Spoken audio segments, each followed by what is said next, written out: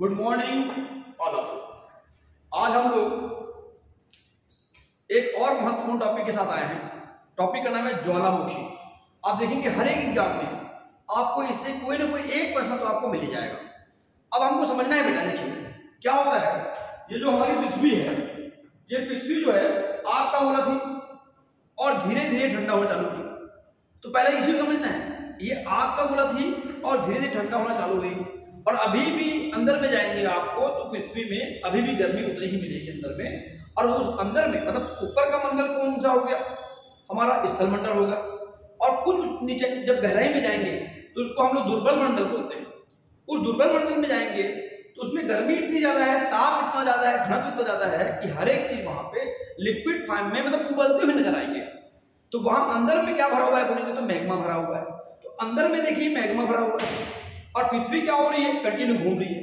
तो इसकी वजह से क्या होता है, और अंदर में जाएंगे तो ये जो चीजें हैं ये आपको कई प्लेट के फॉर्म में मिलेंगे। प्लेट के फॉर्म में मतलब अंदर में प्लेटें भी हैं और उसमें क्या भरा हुआ है, मैग्मा भरा हुआ है। तो जब इन प्लेटों से जहां पे कमजोर चट्टान प्लेट दिखती है वहां से या जहां जगह मिल जाए वहां से जब मैग्मा बाहर आता है तो हमें धरती पे मतलब बाहर जब आता है तो जिस स्थान से आता है उसको बोलते हैं क्रेटर।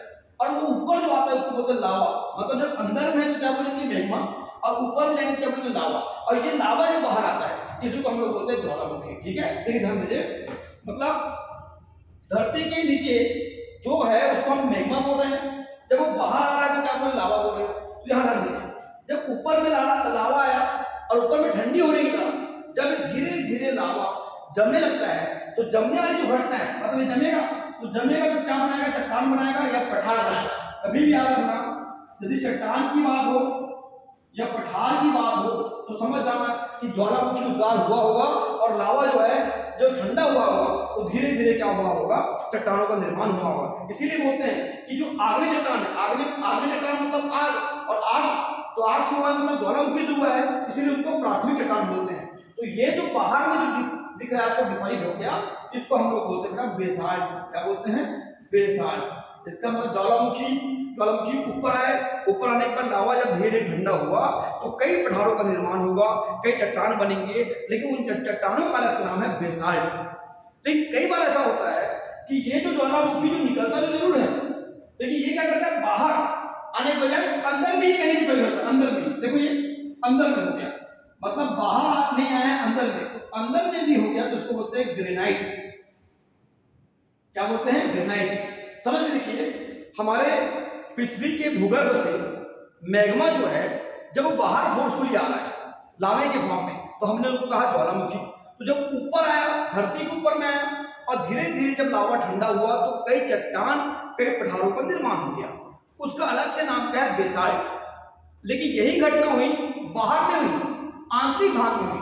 इसीलिए कहते हैं कई बार आंतरिक और बाहर, तो बाहर में हो रही है उसको हम बोलेंगे बेसाल्ट और अंदर में हो रही है बोलेंगे तो ग्रेनाइट। तो अंदर में किसका निर्माण हो रहा है, ग्रेनाइट का। तो कई बार ऐसा होता है कि जो लावा निकल रहा है तो जहां उसको स्थान मिलेगा वहां वो रुक जाएगा और अपने आप क्या करेगा, डिपॉजिट करेगा। तो कई आंतरिक जैसा जैसे उसकी आकृति होती है वैसे वैसे उसको हमको नाम रखे गए हैं। तो यहां ध्यान दीजिए, ये सभी के सभी क्या है, ग्रेनाइट है। क्यों, क्योंकि ये भूगर्भ के मतलब पृथ्वी के अंदर में हो रहा है। तो मान लीजिए अगर आपको ऐसे आकृति दिखी इस टाइप की तो इसको आप बोलोगे बैथोलिथ।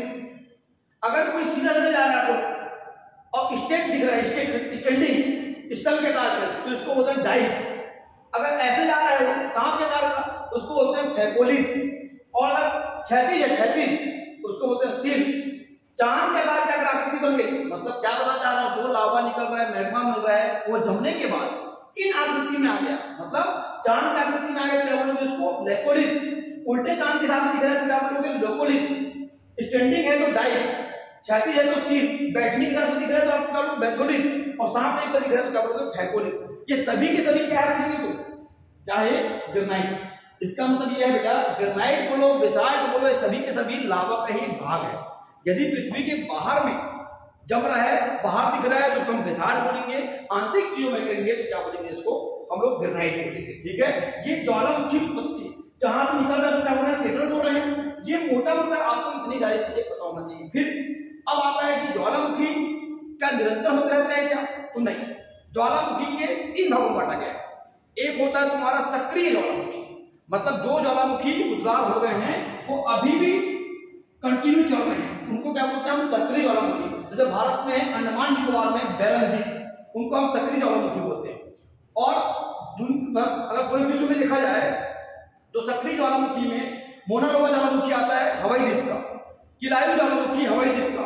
उसी प्रकार अगर आप अमेरिका की बात है वो, अगर आप दक्षिण अमेरिका में जाएंगे तो इक्वेडोर में आएगा आपको माउंट कोटोपेक्सी।